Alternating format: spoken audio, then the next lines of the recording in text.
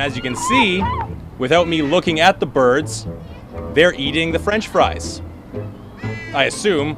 I'm not looking at it, but I assume they're eating the French fries. Now, we'll test the second part of the theory. If I look at the birds, they won't eat the French fries.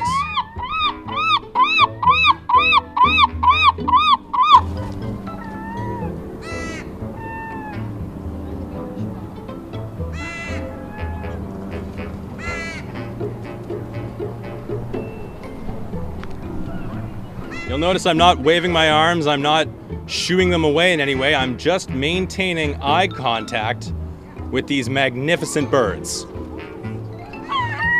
Hey, okay, that didn't work at all.